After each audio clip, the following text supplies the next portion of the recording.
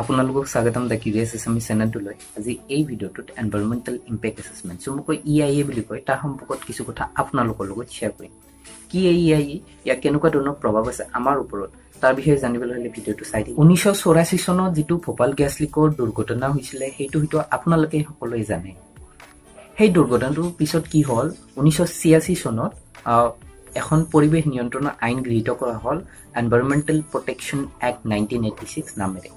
এই আইনখনে কি কৰে, পৰিৱেশ সম্পৰ্কিত সকলো নীতি নিয়ম আইনী প্ৰক্ৰিয়াৰে পৰিচালনা কৰে। এখন পৰিৱেশ নিয়ন্ত্ৰণ আইন এনভাইৰনমেণ্টেল প্ৰটেকশ্যন এক্ট 1986 তাৰ যিবোৰ নীতি নিয়ম থাকে সেই নীতি নিয়মবোৰক সলনি কৰাৰ উদ্দেশ্যে আহিলা হিচাপে ব্যৱহাৰ কৰা যায় এনভাইৰনমেণ্টেল ইম্পেক্ট এছেছমেণ্ট, চমুকৈ EIA বুলি কয়, সেইখন আহিলা হিচাপে ব্যৱহাৰ কৰা যায়।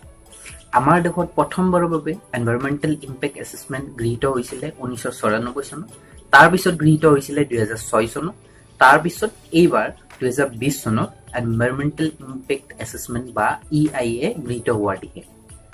সহজ ভাষাত আপোনালোকে বুজি লওক, এই যিখন আইন গৃহীত হ'ব গৈ আছে 2020 চনত এনভাইৰনমেণ্টেল ইম্পেক্ট এছেছমেণ্ট বা EIA 2020, সেইখন এখন কেৱল আহিলাহে যিখন প্ৰধান আইন এনভাইৰনমেণ্টেল প্ৰটেকশ্যন এক্ট 1986, সেই আইনখনৰ যিবোৰ নীতি নিয়ম সেইবোৰ সলনি কৰাৰ উদ্দেশ্যে। আইনখনৰ মতে কি হয়, প্ৰতিটো নতুন প্ৰজেক্ট বা প্ৰতিটো নতুন প্ৰকল্পই যদি অনুমতি পাবলৈ হয়, আবেদন কৰিবলৈ প্ৰথম যিটো দিশ চোৱা যায় সেইটো হ'ল এনভাইৰনমেণ্টেল ইম্পেক্ট এছেছমেণ্ট ৰিপৰ্ট বা চমুকৈ EIA ৰিপৰ্টটো চোৱা যায়।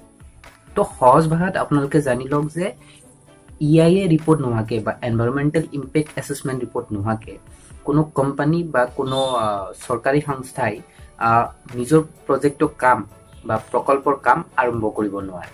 এই যিখন আইন এনভাইৰনমেণ্টেল ইম্পেক্ট এছেছমেণ্ট 2020, এইখনৰ মতে কি হ'ব, কোনো নতুন প্ৰজেক্ট বা নতুন প্ৰকল্প আৰম্ভ কৰাৰ আগতে অৰ্থ সামাজিক যিটো দিশ, সেই দিশটোৰ পৰিচালনাৰ ক্ষেত্ৰত যিটো পৰিকল্পনা, সেই পৰিকল্পনাটো এইবাৰ অন্তৰ্ভুক্ত হ'ব। এই দিশটো আগৰ যিবোৰ এনভাইৰনমেণ্টেল ইম্পেক্ট এছেছমেণ্ট আইন আছিলে সেইবোৰত অন্তৰ্ভুক্ত হোৱা নাছিলে।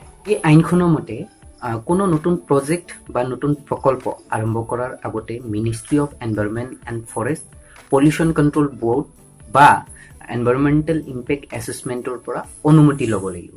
লগতে মই আৰু এটা কথা জনাওঁ যে কোনো নতুন প্ৰজেক্ট বা প্ৰকল্প আৰম্ভ কৰিবলৈ অনুমতি ল'বলৈ যিটো আবেদন কৰা যায়, আবেদন কৰাৰ পিছত যিটো দীঘলীয়া সময় আগতে লাগিছিলে, এতিয়া কি হ'ব, তেওঁলোকে অনুমতি পাব এটা এক্সপাৰ্ট অভিজ্ঞতা সম্পন্ন ষ্টেণ্ডিং কমিটিৰ পৰা, যাৰ ফলত কি হ'ব, অপ্ৰয়োজনীয় অলাগতিয়াল যিবোৰ সময় লাগিছিলে নতুন প্ৰজেক্ট বা প্ৰকল্প আৰম্ভ কৰিবলৈ, সেই সময়টো কমি আহিব।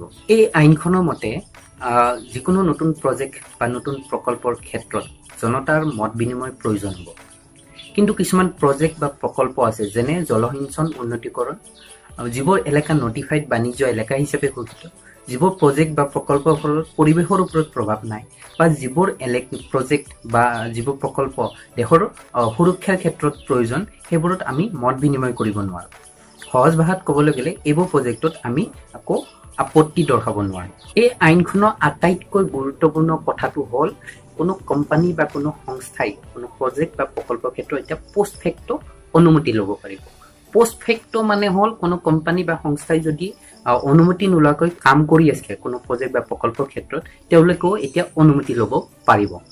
ইয়াৰ অৰ্থটো হ'ল, যোৱা কিছুদিন আগতে যে বিশাখাপট্টনমৰ গেছ লিকৰ ঘটনা হৈছিলে, তাৰ যিটো কোম্পানী আছিলে LG পলিমাৰ্ছ লিমিটেড, তেওঁলোকে পৰিৱেশ সম্পৰ্কীয় একো অনুমতি লোৱা নাছিলে, তেওঁলোকেও এতিয়া অনুমতি ল'ব পাৰিব।